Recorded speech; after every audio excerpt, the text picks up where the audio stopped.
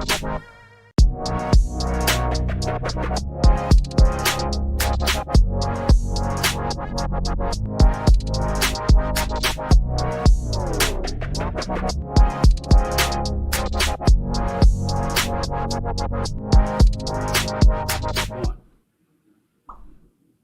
R&D podcast, episode 47. This is Caravan, Driveline baseball manager of data science, drinking a very strange beer, basically a hazy sour that has 4.2%. So I convinced Brady to drink it. Lindley. Lindley, sports engineer, Driveline baseball, ripping another dry January water. Let's go. Apologies for the anyone watching live right now. I had to move around all the tiles because I had them messed up, so everyone's name was not matching. But we're good now. I'm Anthony Brady, Driveline baseball, sports scientist, biomechanist. Yeah, drinking the hazy sour ale. Ooh, passion fruit, guava, and coriander. I haven't had a sour in a while, so excited for this. And then we have today's special guest, Dr. Barton Smith, drinking his own homemade beer. Bart, great to have you on, man. Thank you. Cheers.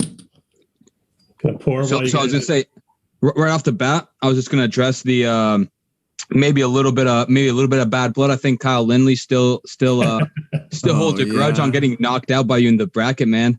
Yeah, you and pitching ninja. It's a tough matchup to. Sorry about that. It's all good. It's all good. I pulled out all the tricks I had in the book. Anthony came out from retirement to give me a shout out, and that still didn't do it. So didn't stand a chance against pitching ninja. To thank Alex for doing that. I think it had the effect that you were hoping for. I mean, it introduced me to a bunch of new people, and already some new stuff going on as a result of it. So thank you. Yeah, and it got that shirt going too, which no joke. I just put an order for three wake and bake shirts. So I mean, it's been a minute since I waked and baked, but we'll see what happens when the shirt rolls through. As far as yeah. I guess starting off with just like, you know, a general intro that I know you've probably talked about a bunch, Bart, but you kind of want to give quickly your background and how you got caught up in you know, new research that's basically got anyone who's very involved in baseball sabermetrics or just baseball research as a whole kind of consulting your blog post and like, you know, considering you an authority on the subject. So yeah, take it away. A couple of years ago, my son was starting baseball and I just asked the question, why does a two seam move differently than a four seam? That was basically the start of it. And I got a lot of answers. And if I think it'd be fun exercise to go out on the web tonight, pose as somebody other than yourself and ask that question and look at the answers you get. They're ridiculous. And so that got me interested in the topic. And I realized at some point that we could make some measurements and find out some things about what was going on. I was following Trevor Bauer's claims to the Laminar Express, which took me to Driveline, which kind of got us hooked up, and then several folks, Kyle, Eric Jaggers, and Dean, and Joe Marsh came out, and I, prior to that, I didn't really understand that pitch very well, and so that really put us on the road, yeah. And as I don't need to tell you guys, it's an onion. The more you peel it back, the more mysteries there are. It's amazing. Yeah, it's a lot of fun. I really can't express how much fun I've had trying to solve this. And I don't think we're close to having it solved. Yeah. We've made a lot of progress, but we're still not close. Somebody went through an engineering program. I'm really curious to kind of hear. We don't have to get super far into it, but I'm curious to hear how you got into engineering, what your original research was, and kind of how you knew you had the tools to measure such a thing with you had this question about two and four seam pitches. So how did you know you could go into the lab and start measuring that stuff? Whew, that's a good question. My research is so boring that I won't even describe it. I do fluid mechanics measurements, fluid dynamics, which I always have to explain to people means either gases or liquids. And fluid mechanics is really cool. And aerodynamics is kind of part of fluid dynamics. And it's generally more of an aerospace engineering thing, and I'm a mechanical engineer. And so I've never concerned myself that much with aerodynamics until we got into this. But getting to your question, how did I realize we could do it and that it would be a good thing to do? I realized that most of the studies on baseballs have been done in wind tunnels. And I have some opinions about, I think they're great studies, and it's a great way to study baseballs, but it's not sufficient. You really need something where you actually see the ball moving for a lot of reasons I won't get into. And I realized that I came up with some ideas about how to make that happen in the lab, and I had a student working on it. The student was an undergrad, and he got some other interests and kind of dropped it and left a bunch of electronics in a drawer. And one day I had a new student. His name's Nazmus Sakib. I'm going to shout him out. He's from Bangladesh, and I said, hey, he needed something to do. I'm like, why don't you see if you can get that thing to work? And he had it working in a day. And that really kind of enabled the whole thing. And we've been doing it since. So yeah, that's basically the story. Wow. And you're referring to the machine, basically the pitching machine that you used to launch balls? The machine, Nasmus used a 3-wheel hack attack machine, the same one you see a lot of places. Yeah. And it turned out that, and that's what we were still using that when Driveline visited us. And you can ask those guys about the story about us nearly putting a ball through my machinist's door with it. Yeah, I heard about it. that hole is still there. He was very unhappy with us. But that was a problem because, and I think I noticed this is one of the topics you wanted to cover, but 3-wheel pitching machines destroy baseballs. And so that was a big issue. Eventually, I was Washington State University, Lloyd Smith in the sports science lab out there, who are the people that do all the bat certification. Yeah. They lent us a Canon and funded a student, Andrew Smith, for a year. And that's what really, that was a big deal. Because now, and then at the same time, the Atlanta Braves, Mike Fast, gave us a whole case of baseballs, of Major League Baseballs. So we started doing measurements with pristine MLB balls. And that changed everything too. I just recently started going back and looking at that old data that was done with old high school balls from a pitching machine. And the results don't match anything we're seeing right now. So it's definitely was a problem. That makes sense. Yeah. The Driveline trip out to see you, that was like around this time 2 years ago? In November. A year ago? 2 years ago. 2 years ago. 2018, I think. Okay, yeah. Yeah, it sounds right. Yeah. I was actually I was bummed I couldn't go on that one because it's actually really close to where I grew up. I grew up in Idaho Falls, just like just north. Yeah. So go Checkers. Yeah, exactly. I'm very, very familiar with the Logan and northern Utah area. So played a lot of baseball down there growing up and back and forth. But that trip got started. Basically, you mentioned the group, Jags and Joe, Dean, Bodie coming out to kind of like just like throw that pitch, right? To try to throw the idea was they're all going to come down and throw they threw 400 balls that day. We got 3 data points. Yeah. So the spot they needed to hit in the air was about that big. It was about 1/16 of an inch thick and about 8 inches wide. Oh wow! And so it was a long day. They were champs about it. We got 3 data points the whole day. So again, going back to the machine, being able to put the ball exactly where you want and to take the pitcher's release out of the equation is a really, really big deal to trying to study this stuff. Yeah. It's hard for humans. Was the cannon that you guys got sent to you, was that just that allows you to manipulate the spin differently? Yes. Right? What, than a 3-wheel one? Do you want to talk about that? No, it's really the same. It's just easier. I do need to, we probably should talk about one of the major limits of it and any other machine that's on the market right now. It can't throw gyro. Neither can a hack attack or any other pitching machine that you go out and buy at a sporting goods store. So, and that was a big problem for us trying to demonstrate seam shifted wake because almost all seam shifted wake pitches require gyro. So it took us a long time to do it. But more gyro. I need to explain that.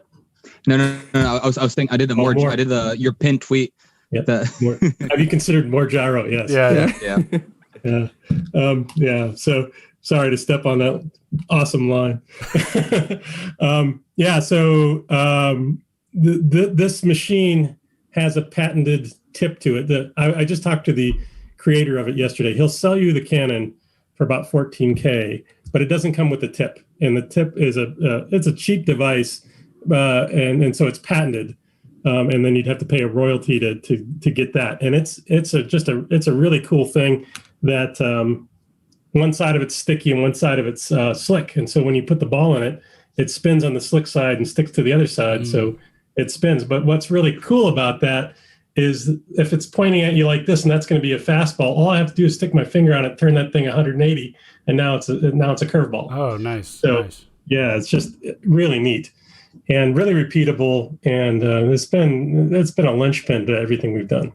Nice. Do you want to kind of, before we get too deep, for people that might have tuned in without a great background on steam shifted wake, do you want to talk about what that path was, kind of you understanding steam shifted wake better and being able to express it like a broader audience, how people like kind of slowly came on board, and I guess just a general overview of what steam shifted wake is and how it compares to Magnus Force? Yeah, I'd have to talk about some of the missteps. And if I left my full blog there. Every post that we've ever done is still there. And sometimes I think I need to go back there and make it more clear which ones are wrong, because they're the early ones, especially back when I was, when Driveline came out, I really misunderstood what was happening. So Bauer's initial idea was that you can throw a ball so that there's a big smooth side that's spinning and staying in one place. And he thought that that's going to be laminar, and therefore it's going to make the ball turn a certain way. And I struggled with that a lot because it seemed like it made the ball go the wrong way, or any argument could make that way. And I was sitting in bed one night working on my website. My wife, I was complaining about, this doesn't make any sense. And she said, maybe it's the seams on the back of the ball that matter. And that's it, Wow. So I've never told her that it's really her idea, not mine. But wow. It is kind of like, if this ball's coming toward you, this seam right here is in the very small location where seams matter. And when you throw that Bauer's pitch, that laminar express, having this big smooth side here means you have seams on the opposite side that are causing the action. So to get to your question, how did this progress, and how did we get to the point where we convinced anybody of this? So I put about 20 wrong theories out there initially.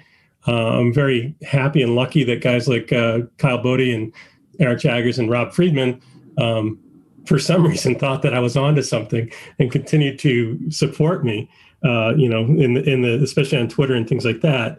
And then we get in the lab and we can't make it happen. We're firing balls and it's just like, this never happens. Mm-hmm. And it seems like we'd wander into it at some point, and for not realizing we can't wander into it because we can't throw gyro. So we're prohibited from doing the one thing that can make this happen. We got so desperate at one point, and this was not that long ago, that my students and I got in the lab and I said, I'm going to make a ball break. And I scuffed it. I put a big scuff on one side of it. And sure enough, it broke like 2 feet, and something happened. And it was shortly after that we came up with what we call a looper, which is a seam shifted wake pitch with no gyro.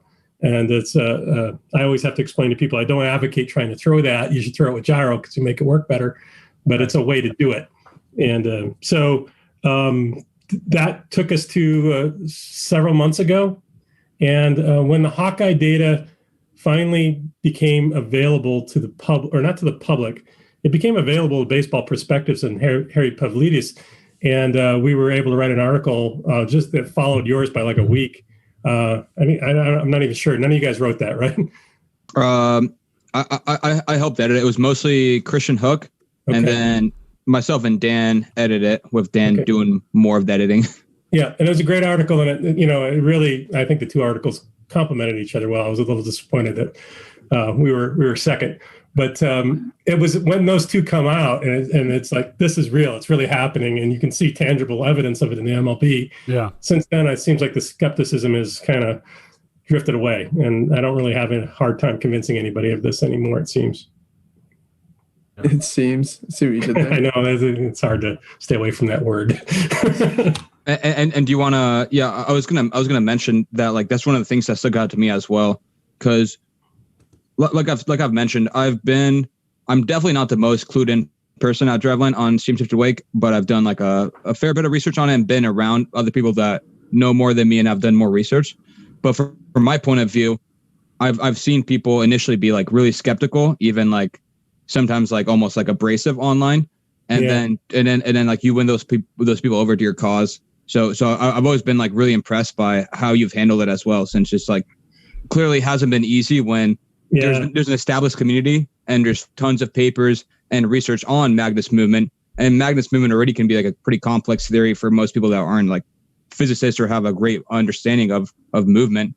And then you like bring in this new non-Magnus movement, and then everyone's kind of like either playing catch up or almost sitting on their own throne of, okay, like this is what we know. We would have known this ourselves. This is like a real movement. Yeah, let me comment about that. So my first introduction really to the baseball community was SABR seminar in 2019, I think, in Boston. I went there. Alan Nathan invited me to participate, and it was quite. I mean, I was totally blown away by how awesome that community is.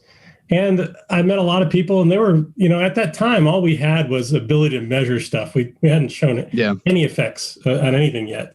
And I presented what I think can happen. And I was just kind of surprised at how open-minded that community was to it. The folks that, were especially skeptical usually were looking at data that they believed contradicted what I was saying. And eventually we discovered that there was just a simple misunderstanding of what the data was saying. And so got through that. So I don't think there's any controversy about it now. My collaborators like to say non-Magnus movement instead of seam shifted wake movement, and we've agreed that I'm going to say I'm sold. And they're, and I find that if I were, I probably should not be. So I should be the biggest skeptic because, everybody was happy thinking that it was all Magnus, and then I come up with something else. I should probably be the most open-minded about there possibly being something beyond that. But if there is, it's got to be pretty small. So I'm pretty content saying seam shifted weight. And then one question I wanted to ask that I think maybe is clear to some people, maybe not clear to others, but why do sinkers make the most sense as like the kind of initial first pitch to use for seam shifted wake explanations? You sent that question earlier today, and I'm glad you did because I got to think about it a little bit, and it's a great question. And it has a great, it has a really logical answer, I think. And the reason is people throw sinkers to seam. And so if I grab the ball and just, with your typical two seam grip, I'm going to get a seam shifted wake. If I throw it with some gyro, if I throw it less than 95% efficient, I'm going to get a seam shifted wake from that pitch. And then there's guys that have figured out, well, I'm going to put my fingers just over one seam like that, which improves it quite a bit. So you have something that naturally, the way that any human being would pick up the ball, it works. And then if I riff on it a little bit, I can make it work better. That's led us to having, I computed, I think 93% of sinkers have a significant seam shifted wake effect. And then when you get to, then you could ask the next question, I think would be, well, why not? What about changeups? The thing about changeups is a lot of people throw a changeup to seam, and those are all, I think those generally are seam shifted wake pitches too. And then a lot of them are four seam, and some of those are, some of them aren't. And it again depends on how much gyro you get on it. Very interesting. So that's my story. You were talking about how a lot of people, you don't have as much of a problem convincing people about the seam shifted wake now. Do you think, I'd be curious to hear your thought on like the current state of it and like where you like hope to go with either implementing it or learning more about it, or like what step of the process do you think we are there? Or do you think we're already to the point where like you think people could start basically building arsenals around it and applying it 100%? I do. I'm very hopeful about that. So imagine this. Something more than half the pitches in baseball currently use this. So there's two problems with it. One is that I think a lot of people don't realize what's happening and how it would benefit them most to deploy it. Yep. I think that's a big issue. There's people that have mastered it. I like to point to Kyle Hendricks as someone that's using it super effectively on different pitches. He uses it on his fastballs and on his changeups. He has two different fastballs, two different changeups. They're moving opposite directions because of seams. And I think he's doing a better job than anybody at that. And I think it explains why an 88-mile-an-hour guy that doesn't spin the ball well is one of the best pitchers in baseball. And I think we'll see more of him. One of the things I was thinking about as I thought about talking to you guys, it's very counter, I think, to the typical Driveline message. But I want to produce the information that's going to lead us to more Kyle Hendrickses. So I'm curious what you think of that, and hopefully we can touch on that issue. But what's in the future, I believe very strongly that we have these pitches that people have found by accident because they start from, I'm going to grab the ball like this, or I'm going to grab the ball like that.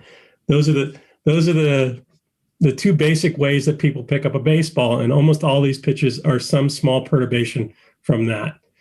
And if you free yourself of that and you have a data set that says there's all these other possibilities, which is what we're working on now, then I think that what we do is pass along a full set of all the possibilities. I call it the seam shifted weight map of the world. Here's all the things that you could do, all the pitches that could be done.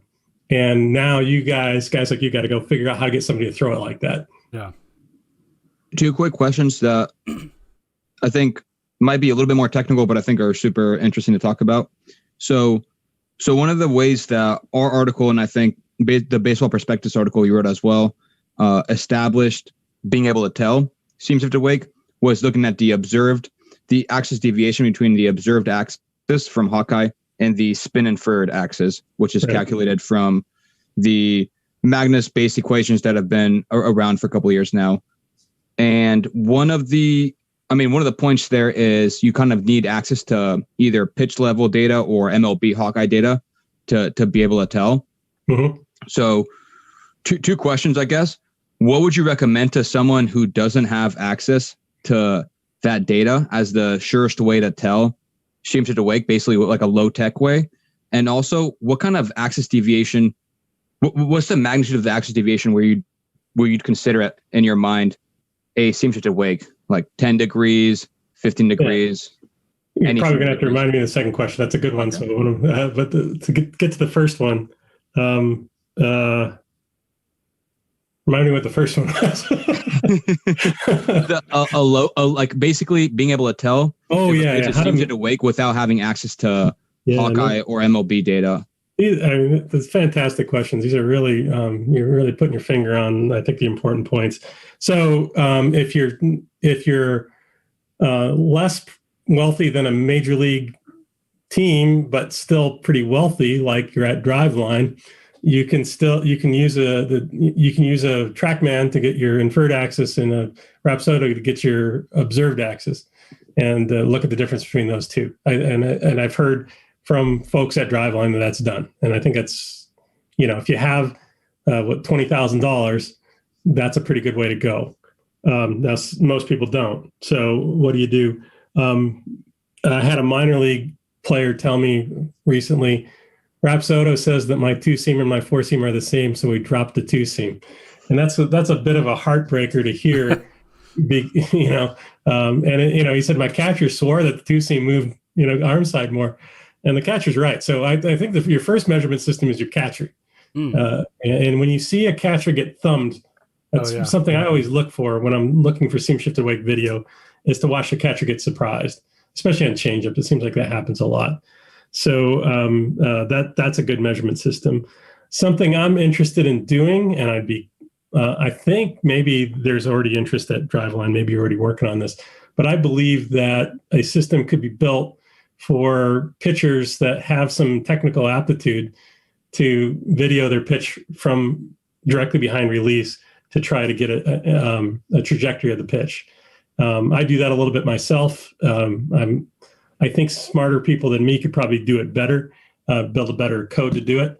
And I think that it's possible using something like that and just a drag model that says how, basically you just have to model how fast the ball is moving away from you. That you could get trajectories that way, and that would tell you your horizontal and vertical break, and from that you could determine that deviation. So that's another idea. And then part two was what kind of axis deviation magnitude would you consider makes a seam shifted wake? Well, so if you're a pitch design person and you're trying to, you say, hey, I think 10 more degrees would help. If you think 10 degrees makes a difference on your on the observed axis, then 10 degrees of deviation makes a difference. So I've been using the 10 degrees, but it's an arbitrary measure. But I think that if you're a catcher or a hitter and you see a 10-degree difference of the movement of a ball coming into you, you're going to notice that.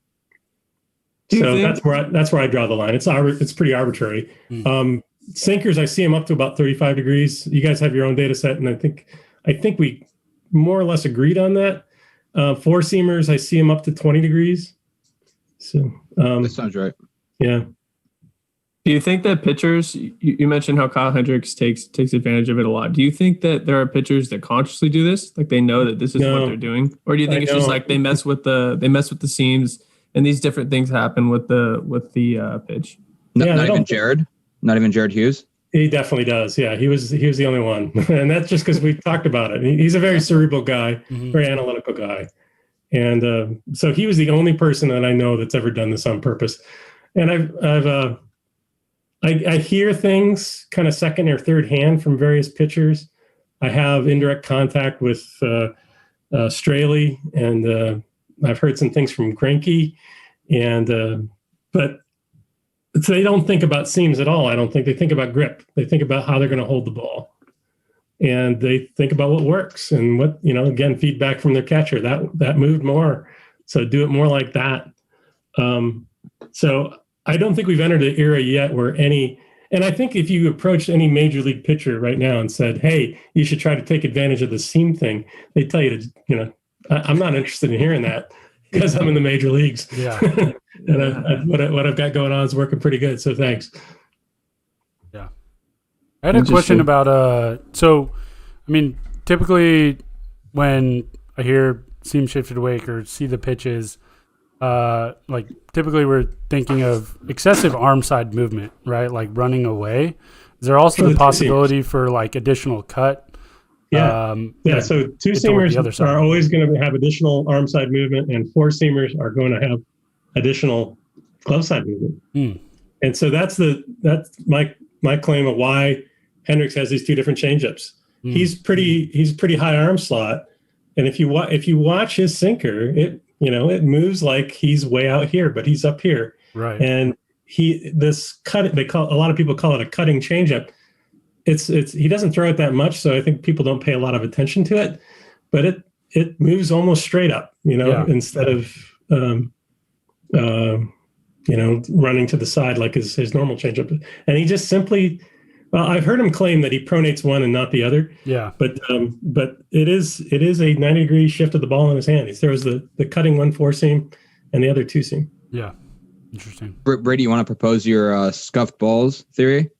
Oh yeah, I'm still interested in that because thinking about like the seam shifted wake applications to like recruiting, scouting, all of that stuff going forward. Like if you understand the, I guess, like axis and efficiency or gyro degree of certain pitches, knowing that like this person in pro ball or in the big leagues with a pearl is going to get way more movement than they are in college right now, kind of a thing, and how much like scuffed balls or like what level of ball abrasion, I guess, is going to like diminish the like returns of seam shifted wake movement.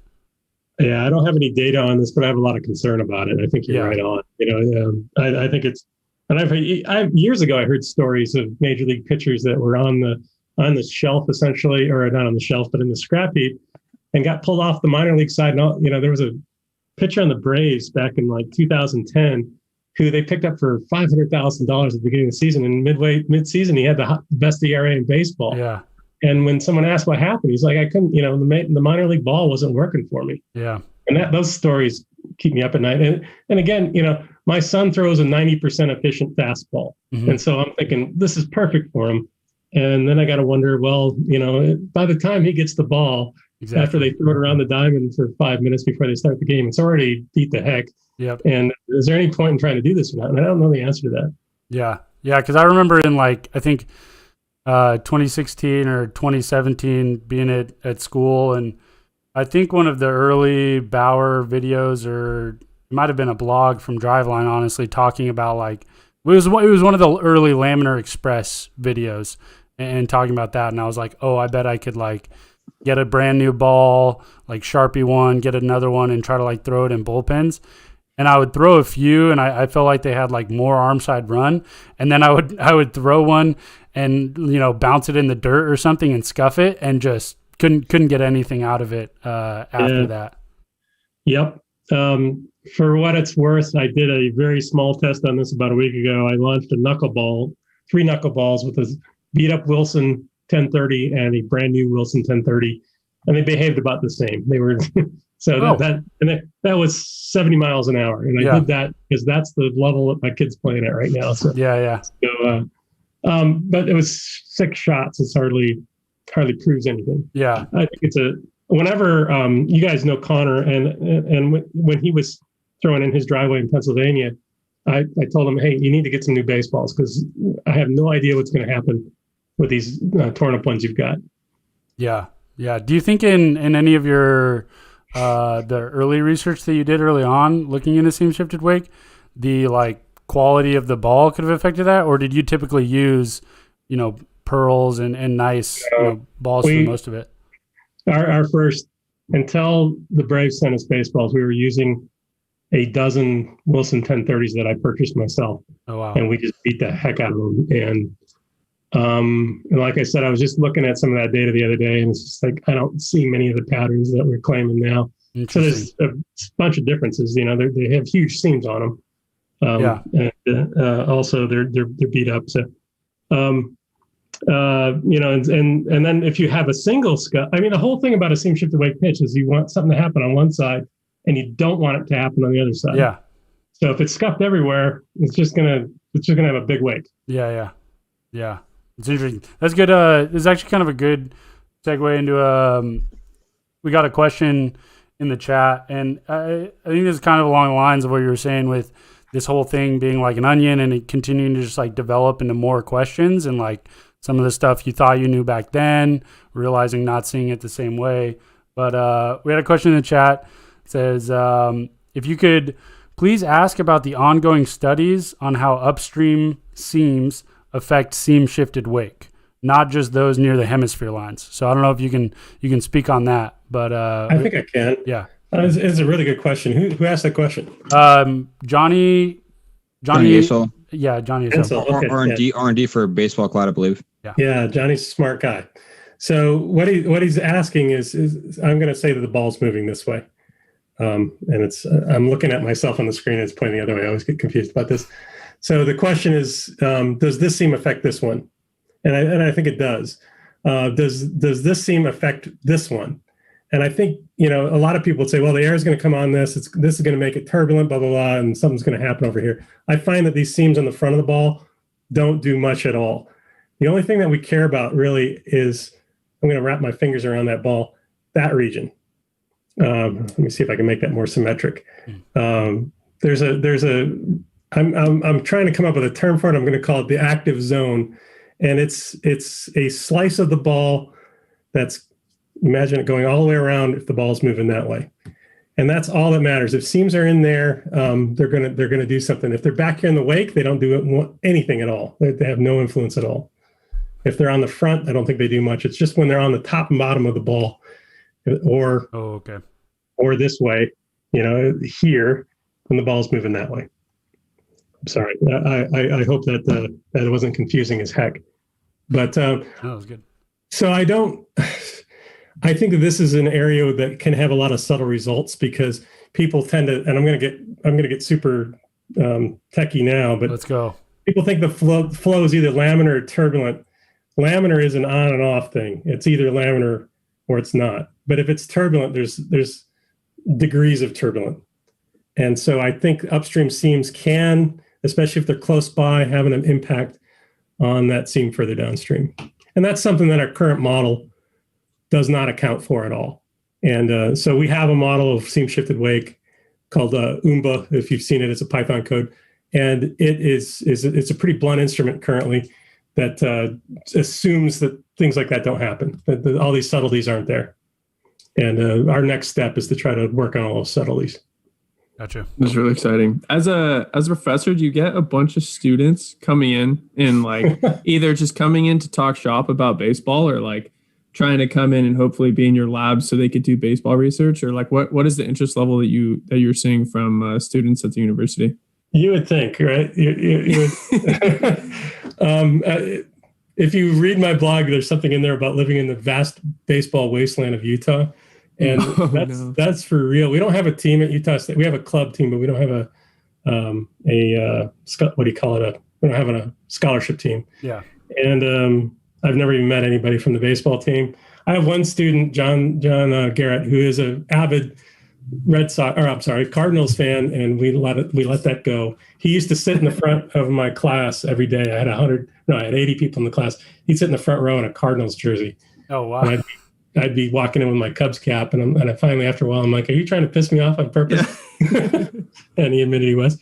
But other than him, I see very little of this, and you'd think it's weird, but my collaborator at Washington State, Lloyd Smith, who has this lab that is like a baseball fan's fantasy. You walk in there, and there's nothing but bats and balls everywhere you go. Yep. And he tells me the same thing. He doesn't get that many students that are interested in baseball working for him. Yeah. It's strange. That's interesting. I went to ASU, and there was very little sports research going on. There were a couple professors that had done some, like in golf, doing some hand and biomechanics research with the hands. But outside of that, there was very, very little going on. So yeah. I know that a lot of students, like typically at ASU, there was a couple professors that everybody thought their research was awesome, and they were hoping to get into that lab. That lab was the one to be in, and I was wondering if that's how your lab was in. It hasn't been that way so far. I think I haven't done much to try to exploit that, and I think I'm going to in the future, because I think I would like to get some students just turning the crank on some of this stuff, because there's a lot of data to be taken. Yeah. After this podcast, it's gonna be another story, man. We get so much viewership in Utah. Yeah, that's right. Really? Well, we'll see. Actually, I don't know if we break it down by state. I know our anchor stats say 94% U.S., also 90% male, also 82% like 22 to 30 age dudes, which I guess is what you'd guess. Also, another question in the chat from bracket champion Michael Fisher. He asked about if you're interested in talking about Spencer Turnbull's Arsenal, like seam shifted wake Arsenal specifically. Sure. So Michael and I were talking about this a little. Well, there's an article came out today from Bless You Boys, which is I think a fan blog for the Tigers. Mm. And yeah, I actually opened that up. I opened it up right before this interview, but didn't have a chance to get through it. Very good article. I say very good article because it refers to me a lot. Yeah. But no, I think it's really nicely done. I talked to a radio podcast for the Tigers a little while ago. Had a really good time, and I grew up a Tiger fan, so I really enjoyed that. And so when we talking about the plots that you mentioned, where you compare the observed to the inferred axis, so basically, how is the ball spinning compared to how would you think it's spinning based on where it goes? And if you do that and you compare four-seam fastballs to sinkers and look for the guys that have the biggest separation between those two and the difference between those two angles, Spencer Turnbull is one of the guys that turns up. I just did this a minute ago. In fact, I think I still have it on my screen. If you require 100 pitches, I think he's number 6 out of the league. So, and Michael had pointed out that this guy has a four seam that seems to go straight up, even though he's a little bit over here, and it rides. It comes in a very low approach angle, and that is a four seam shifted wake pitch. It's something that happens when you get your gyro angle or your efficiency down to 90%, something like that. So he gets less movement than he would normally, but it's directed in a different direction, and it's the opposite direction that you get on your sinker. So Turnbull's also a little unusual in that his sinker actually does have a different axis than his four seam. He somehow manages to tilt that sinker down a little bit more, but then he gets the seam shifted wake effect, pushing the two balls in two different directions too. And he's been a very good pitcher for them. Number 1 on that list is Brad Keller. from the Kansas City Royals. I always like to call him out because I'm hoping to someday get a phone call from him. Hasn't happened yet. And I think, most of the people that are doing this, my friend Jared Hughes is another. Most of them aren't the super big names. Julio Teheran, who's somebody that was a great pitcher for the Braves back when, is another really good one. Sonny Gray is on that list. He's number 3. So there are people you've heard of, but it's not necessarily the big dominant pitchers. But it does explain a lot of why these guys kind of have this mysterious success. 100%. I was just going to say, without getting too nitty gritty into it, one of the things that really excited us when we first started like having our own proxy for seamstress to wake measurement is that a lot of the pitchers that were high on that list were also the ones that we were probably underestimating with our own pitch quality metrics, because we have a bunch of, we have Stuff Plus, we have like our kind of own pitch quality metric, and then we obviously we try to validate internally as well, a lot of times against like major league performance. And Kyle Hendricks, obviously, our Stuff Plus metrics on him aren't that high, but he consistently puts up like low RA9 xERA numbers, so he would be like a consistent person that our model like doesn't fit well. And then I think when we factored in AxisDeviation, 3 of like the top 5 biggest discrepancies between or what we predicted from our model and what actually happened were pitchers that were influenced by seamstress to wake, including Hendricks. Was Lester on your list? I think Lester was on our list too. I have to double check before I say anything too concrete, but yeah. I watched Lester a lot, so I'm a Cubs fan, and you watch him and you're just like, this doesn't look like it's going to work. Yeah. and it works. He's been great, and I hear people calling him the best free agent signing for the Cubs ever. And and again, it's strange to me that for so long people watch guys like that and say, obviously there's something we don't understand because this guy shouldn't be successul. Yeah. Go ahead. Do you think there's a trade-off at all with this idea? Do you think that if you approach? Yeah, no, especially on four seams, they move less than it would if you threw it more efficiently. It's just in a different direction. It's in a different direction. And if that deception helps you, then you get ahead. But from what we've seen, somewhere between from 95 to 90% efficiency on a two seam, you can actually gain movement. And that's the Dustin May demon sinker. That's moving more than it would with just magnets. And then if you go beyond that, you get more axis shift, more deviation, but the overall movement's going down. Do you see a scenario where there might be pitchers who have a seam shifted wake and a non-seam shifted wake type of pitch in their arsenal? Like say two types of four seamers that they throw like intentionally and consistently, not just, okay, one of them caught some turbulent airflow, this guy's more susceptible up in the zone, so I'm just going to throw a very efficient fastball.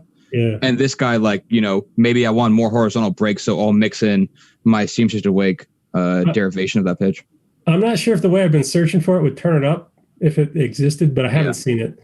What I see, I think if people are using it, they're going to use the two pitches to go two opposite directions instead of having one that's normal and one that, because it's going to move it more. I don't think there are many guys that have, and you guys know more about this than me, that have control over their gyro angle. It's something that you work on, and most people are trying to push it higher. If you go back and look at my predictions, if I'm successful, I think you're going to see outfits like Driveline teaching people how to manipulate gyro, not just to maximize it, to say, okay, I want this one 90%. And that's what I was going to say. That's what I was kind of leading almost my question, because I have an idea about this, but I'd like to hear your opinion. One of the things that I just got really interested in the last 20 minutes is kind of measuring how quickly we can tell if someone is actively manipulating their gyro angle, and or how many pitches, how large of a sample would we need to be really confident in someone's gyro angle, so to speak, like a reliability measure. Do you have any thoughts on that? Yeah, from the little I've been able to see, and I don't have access to pitch by pitch gyro measurements. MLB is withholding that currently. You can get the average values from the Savant site, as you saw this week, and that's a huge deal. But I have seen evidence that some people that are using some seam shifted wake have a highly variable gyro degree, and that causes their seam shifted wake to have a very variable result. So I think even Bauer's 4-seam fits this bill. So if you make that inferred axis versus observed axis plot for Bauer's 4-seam, of course it lies right on the line, but it's round. And if you do it for Garrett Cole, it's oval like this. And I think the reason is Bauer's gyro degree varies a little bit, whereas Cole's tilts or axis varies. And so I think there are variations in this, and I think some people are more consistent with it than others. The only person I've run into that says that they can, and I've seen evidence that they can manipulate this on purpose, is Jared Hughes. You can ask him for 75 or 90 or whatever, and he can do it. Oh, wow. And which is one of the great things about working with him on this stuff last spring. So, and I think we both feel strongly that there's a very strong relationship between the optimal orientation of a seam shifted wake pitch and the gyro degree. So you have to have those two matched up. And so if you want to explore the space, you really need to be able to manipulate the gyro.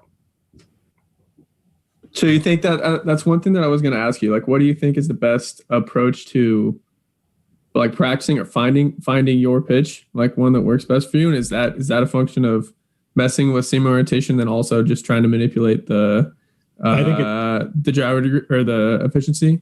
Yeah, being a non-pitcher, I probably won't go into that too far. But if I were coaching somebody, I would say know what gyro is, know what it looks like, know what you're doing it one way or the other, and then realize that that the seams matter, the orientation matters, and that an optimal relies on both those things being synced up. Yeah. And right now nobody knows this stuff, right? And so the chances of anybody dialing it in, I think, on their own are pretty slim, just unless they do have a really consistent gyro angle, and so then they can just riff on the orientation and find it. If their gyro degree is varying, which actually is Jaggers that told me this, that people that throw with rather low efficiency tend to vary a lot. And so if you're low efficiency, that's the sweet spot for seam shifted wake. So now if you are trying to figure out how to do that best and your gyro is varying, the chances of you figuring out your optimal orientation becomes a tougher job. Yeah. So what would be really nice is if you had a measurement system that said this was your orientation, this was your gyro, and this was your movement. And now you can correlate all those things together. Yeah. That's going to blow it open when we get that. So what are your thoughts? What are your thoughts on, like, where do you think Rapsodo specifically comes up short on that? Well, I wouldn't say they come up short. They're in an excellent position, and I've said this a million times, and I know they know it. They're in an excellent position to be one of the companies that really does do what I just suggested. They can measure orientation, I think, and maybe there's an aspect to that I don't understand. I've never seen the raw data, of course. So, but they're taking pictures of the baseball as it flies, and they're getting the axis and the RPM from that. And if you have that information, getting the orientation seems small to me compared to that problem that they've already solved. So I think that they could report orientation, and if I know they're working on, I think they already have some movement, some actual tracking, and if you put those two things together, you got it. Yeah, I think Rapsodo or Yacker are going to have this shortly. I'm sure they're working on it. What are your thoughts, I guess, on? I mean, it's kind of a tricky situation in terms, like, the one tracking technology that we're using it all to base off of on a more verifiable level is Hawkeye, which is very expensive. Currently, only instituted in MLB stadiums, compared to how many other like Rapsodos or Yakertechs or Trackmans. How many Rapsodos are out there? It's got to. I mean, I don't have any idea, but it's a lot, right? I think it actually would be pretty fun to guess. I would guess like between 1,000 and 2,000. We have one here in Logan, Utah, the gym my kid goes to. So if we have one, I would figure everybody has one. What I was going to say is, what's your kind of your interest level there of like either acquiring a Hawkeye, working with a Hawkeye, or like what would you see that path as? Hawkeye, I think is, that's going to be MLB, and they're going to. I'm sure MLB is interested. In fact, I saw a call a while ago for them. They're looking for someone to do machine vision work for them, and I'm positive that they're coding up how to get orientation out of their 30 pictures of the baseball that they take. I think I could do it in a week myself if I had that data. So it's not a super hard problem, and it's a problem, like I said, that I know that Yacker and Rapsodo have already solved, and potentially others. So I think Hawkeye is always going to be MLB, and MLB is going to want to roll this stuff out themselves. So they're never going. I'm never going to be involved with that. I would love, and I've talked to both Yacker and Rapsodo, and I have a pretty good relationship, and I could see something like that happening, and I would be all for it, because I want to, your ideas are like I heard Sting say this about his songs, and I'm sorry to be cheesy, but he said your songs are like your children. Your ideas are like your children, and you want to see them grow up and do well. Mm-hmm. And so sorry, I got a pup here. Another child. Yeah. So I think that the biggest impediment to my ideas becoming, seeing their full fruition is a measurement system. Like I said, that I throw the ball, it tells me my orientation, my gyro, and how much it moved. Mm-hmm. And I think once we have that, we'll also be able to say it moved this much because of spin, and it moved this much because of seams. And you put all that data in front of pitchers, they're going to figure it out. Yeah. Guys like you are certainly going to figure it out, right? Yeah. If you had that system, you'd have this down in a week. Yeah. I also feel like there's a chance. One thing I've thought about through all this, talk and discussing it is, and you even brought this up earlier, that there are a lot of pitchers out there who kind of just have it already and don't know, kind of a thing. And I do think that there is the potential for almost like training people out of that unintentionally by like bringing it to light. It's kind of like the easiest way to give someone the yips during batting practice, when they throw batting practice, is to just like ask them something about something that they already do, like, oh, why do you not lock your wrist out when you throw? Or like, oh, you throw really good batting practice, or like you throw really good front toss. And then all of a sudden, all it takes is like that kind of a like cue to them just get in their head and then start throwing like really bad batting practice, all that stuff. So I feel like there are some instances where you could like, the wrong player, giving them this information like, hey, did you know that you have a seam shifted wake fastball when you do this thing? And then it's just like, I don't know what I do. How do I do that kind of a thing? Well, my own take on it, and I'm not a pitching coach. People ask me coach questions a lot, and so it's always kind of embarrassing for me because I don't. But if I were dealing with a team and had a bullpen of pitchers, I'd divide them between the high efficiency people and the low efficiency people. And the high efficiency people, I'd say, hey, God gave you a gift, go and use it, and blow some nice fastballs by some guys. Yeah. And the other ones, I'd say, hey, maybe we want to look at how you grip the ball. Yeah. And maybe you want to throw your changeup two different ways, simply by rotating the ball in your hand 90 degrees. And so that's my take on it. I definitely take your point. But I alluded to it before. I'm curious what Driveline Baseball thinks of the notion that there's something to be said for people that throw fastballs with low efficiency. Yeah. No, I mean, I think that's a great point. Like, I think Driveline has been on the forefront of teaching people to pitch with high efficiency. Right. And it's had a great effect, right? I mean, you look at some of these fastballs going by guys high in the zone, and it's been really successful. So my point is, well, I think there's a place for the other guys to play too. Yeah. And I'm sure you've seen pitchers, I guess you've seen pitchers that struggle to get that up there. That for whatever reason, it's not happening for them.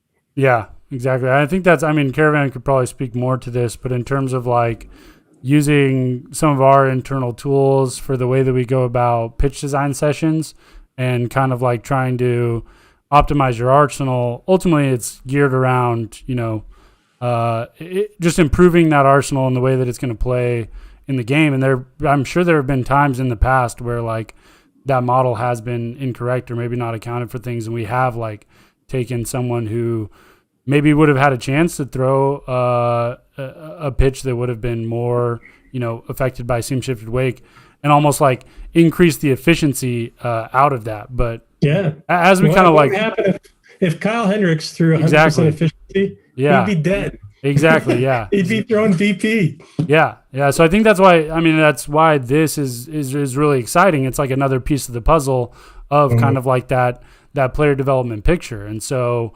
as Driveline just continually trying to make people better, we'll adapt our models and directions too. I mean, I think that's one of the favorite things about like R&D at Driveline specifically is, and we talk about this all the time, we're just constantly trying to prove ourselves wrong in what we do to try to change the way that we train and develop players. I just read about that. I'm guessing you read the same book, Range, where it said that the people that are really good at coming up with new ideas are the ones that are constantly trying to prove themselves Exactly. wrong. Yep. Yeah, I need to take that advice because, like I said, I've gotten a little smug about this and said, well, now I get it. Yeah, no, I mean, what you said at the beginning really resonated with me specifically, and I'm sure with everyone else, just about like, as you get deeper and deeper, realizing how far it goes, and also realizing, instances where you were wrong in the past, or maybe thought a certain way, you came across a new data point, and just being able to like accept that and understand it, and then like shift the way you're thinking, how powerful that is. I mean, we've done that on the biomechanics sides of things multiple times over and over. So I think you guys have done a good job of it, and what it takes again is a community that's willing to forgive you for being wrong. Exactly. And still think you have some credibility. Yeah. And I remember early on in my familiarity with Driveline, there was some issues with walking back some older ideas, and I remember people picking on the organization. Yeah, and, that's tough, right? Yeah, because that's what you have to do in order to make progress. Yeah, no, exactly. It's definitely it's weird coming from like like Lindley and myself back in school, like the institution, the university background of like that scientific background of trying to prove yourself wrong, or like just a foundational understanding of science and how that works. And then when you come to the baseball world, it's a little different. It's a lot of confirmation bias and a lot of people trying to like prove themselves right. And so when new information is brought forward and you're like, oh, we were wrong, but that's actually a good thing, and here's how we're going to change, a lot of people are like, oh, well, 3 years ago you wrote this and that means that. It's like, yeah, well, we know something new now, and it's not quite, it just doesn't quite resonate that that's a good thing. The most powerful force in the universe. Yep. It causes so much problem. And Exactly. I think most people don't realize that they are totally wrapped up in it. Yep. We all are. It's totally human nature to seek out something that's going to confirm what you already believe. That's why cable news has become such a problem. Yeah. And and it's so powerful if you can free yourself from that. Exactly. Yeah. Not that like I said, I feel myself slipping back into it. 100%. Yep. I need to watch that. Yeah. But it's a huge deal. I told the story before. I have a good friend who was my boss when I first started the blog, and I remember telling him that I had decided something I had written was completely wrong, and he was horrified that I'm putting that on the web. And he's, we're used to peer review. You don't get anything out there until you're really sure it's right. Exactly. And this is really a different mode for me.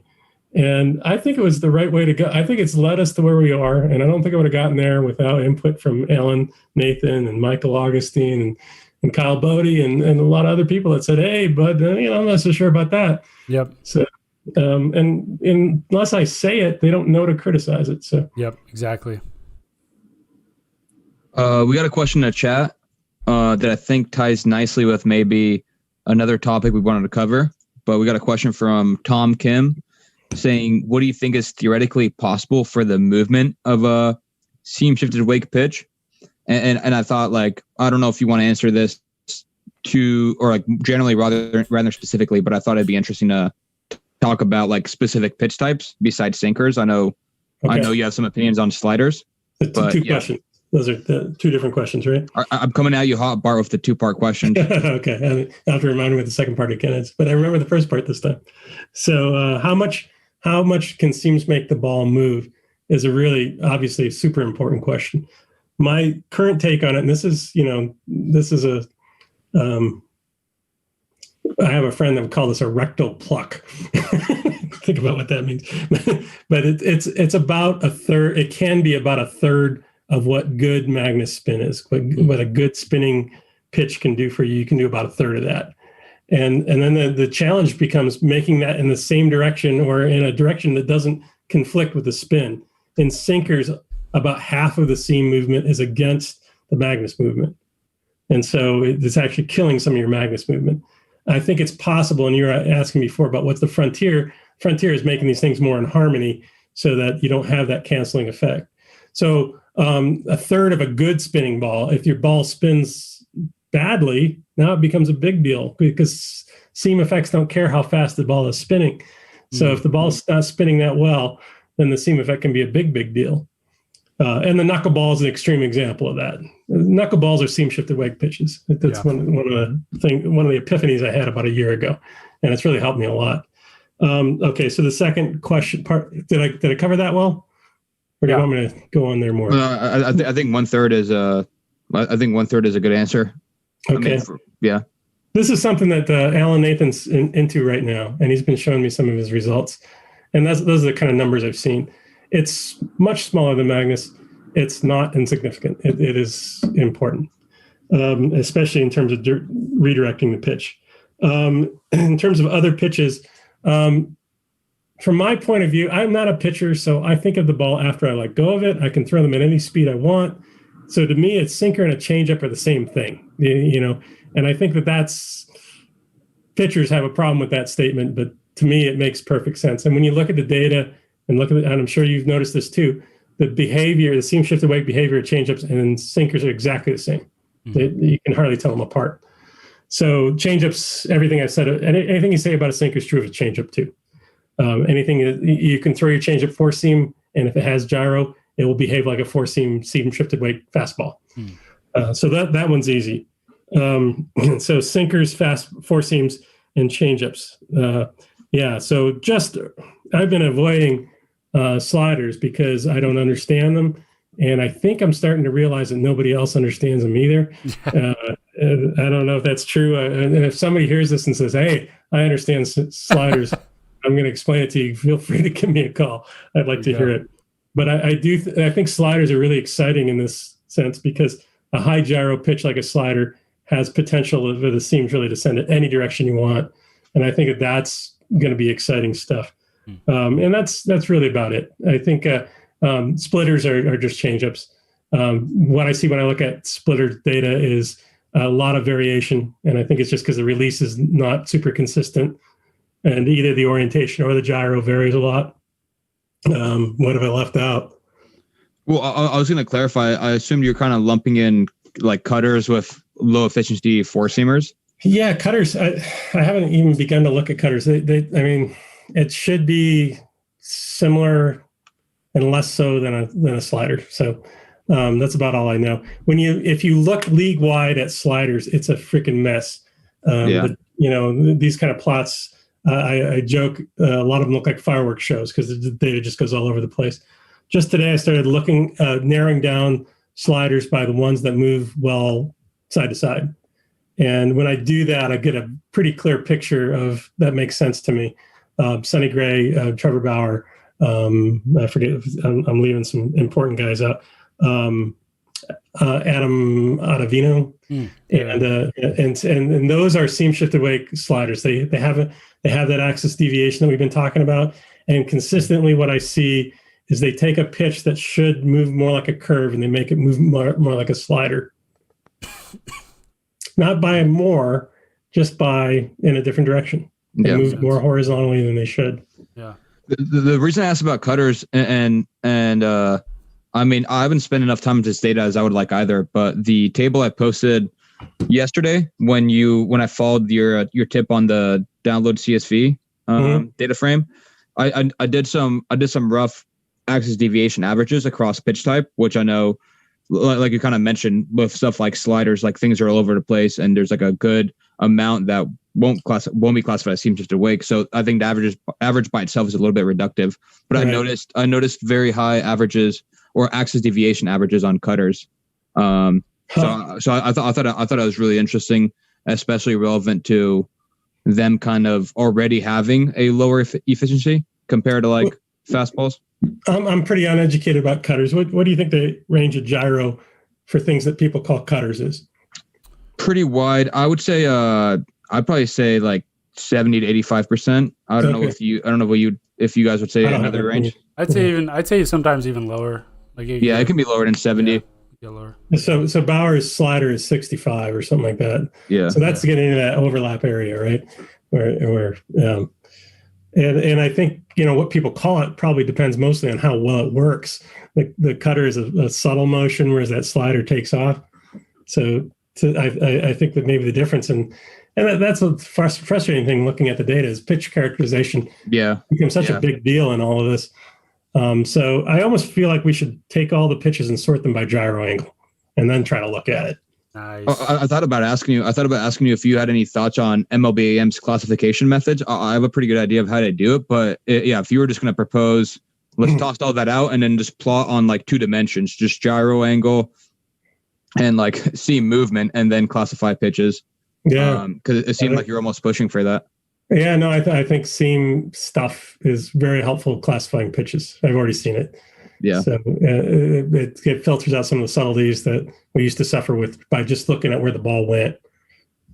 Yeah. I was amazed the first time I realized that a computer was saying that that's a slider. But I think we can even do better than that now that we have these 2 independent measurements of the axis. I was going to ask you, probably wrap up pretty soon, but I was going to ask you, what's your, I mean, I don't know if it's something top secret. What's your SABR paper kind of planned on, and how's that going? I'm in the middle of it right now. I'm still trying to figure out what it's about. Unfortunately, they haven't demanded it from me yet. I have some collaborators that are doing their own thing, and need to steer clear of them. But I've gone back and forth today about it being about sliders, and I'm currently thinking maybe it's going to be about sliders. But it's going to use the same stuff. It's going to be an extension of what you guys wrote and what we wrote. It's not going to be, it's not going to be super new ground. It's going to probably be about different pitches. Right on. Okay, sweet. Nothing's top secret. That's my problem is I haven't kept anything secret, and I am the cow that you get the milk for free from. That's awesome. or you're finally giving the internet a red herring. You've been so open and transparent, and now everyone's like, okay, what's Bart got now? Okay, sliders, and then you see really come out with something else. Yeah, come out with team shifted batted balls. It's just a head fake, yeah. No, that's a good idea. I hadn't thought about that. I'm not very good at being devious. And then my last question, I was going to ask you about your beer brewing background. What you got? How long you been brewing for, and what's your usual recipe?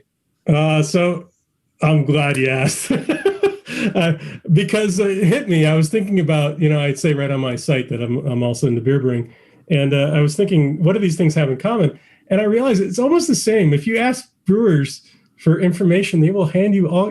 I do it this way, and this is the right way to do it.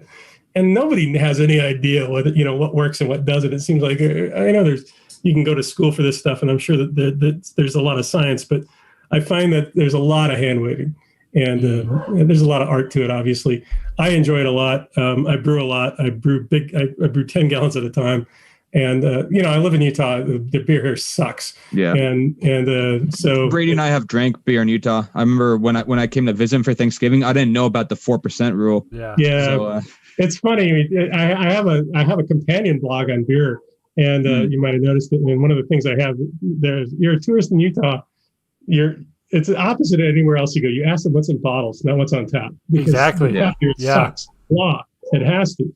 So that's hard to get through people's heads, and it's always painful for me to see tourists come in and ask what's on tap, and it's just like, oh no. I know. So, but I'm gonna since you asked. Saison's my favorite. I recently started making hazy IPA. I really like that a lot. Ooh. I got a porter.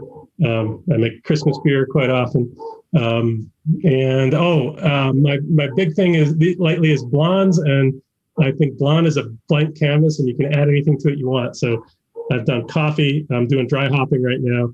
and I like cucumbers and jalapeno. Is excellent. Oh wow. So, yeah. Interesting. Stop by sometime, guys. I'll hook you up. Yeah. Definitely. I make more than I can drink without killing myself. Definitely. Sounds great. And by the way, guys, our news feed, our YouTube news feed is now being used as a job board because I think someone asked Codify if they're taking interns. Let's go. Let's go. So I think I heard that he is. So we've reached a new high on the podcast. Yep. Let's go. Oh no, I'm all blurred. There we go. Well, thanks for coming on, Barton. That was awesome. That was really good. I appreciate you guys inviting me. I think some people might worry that we compete, and I know we don't. I feel like we're on the same page about trying to learn more about this. And I've enjoyed, I mentioned this to Kyle a while ago, back when nobody believed what I was saying, Kyle was like, hey, I'd like to hear what you have to say. And I will always be thankful for that. I think it kicked us off. Yeah. So it's nice to meet you guys and get to talk about my two favorite things in the world. So Definitely. Absolute pleasure. Yeah. Thanks, Bart. I'll definitely keep asking you questions in your DMs as well. So Excellent. We'll do it. Thanks for coming on. Yeah. Peace out, See you guys. take care. Bye-bye.